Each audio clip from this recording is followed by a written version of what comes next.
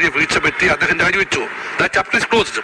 അതിന്റെ പേരിൽ ഷാഫി പറമ്പിലിന്റെ അടുത്ത് തട്ടിക്കയറാൻ വന്നവരും പ്രതിഷേധിച്ചാൽ അതിന് ഞങ്ങൾ അതിശക്തമായി പ്രതിരോധിക്കും. ആ കളി വേണ്ട, അത് തീക്കളിയാണ്.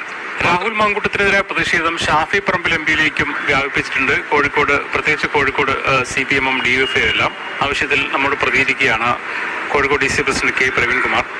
ഇന്ന് ഷാഫി പറമ്പിൽ പങ്കെടുത്ത ഒരു പരിപാടിയിലേക്ക് DYFI പ്രതിഷേധം നടത്തി. മാത്രമല്ല ഇന്ന് വൈകിട്ട് മുഴുവൻ പ്രതിഷേധ പരിപാടി നടത്താൻ തീരുമാനിച്ചിരിക്കുന്നു. ഷാഫി പറമ്പിലിനെതിരെയും പ്രതിഷേധം എന്നാണ് പറയുന്നത്. എന്താ ഷാഫി പറമ്പിലുള്ള പ്രതിഷേധം? ഞങ്ങളത് ശക്തമായി പ്രതിരോധിക്കും.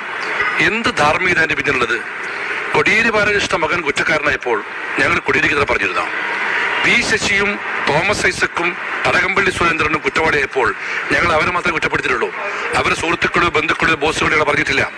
അങ്ങനെയാണെങ്കിൽ P. ശശി പ്രശ്നം പിണറായി അറ്റാക്കേണ്ടത് ചെയ്തില്ലല്ലോ. രാഹുൽ മാങ്കൂട്ടത്തിന് ചെറിയ വീഴ്ച പറ്റി അദ്ദേഹം രാജിവെച്ചു. Chapter is closed.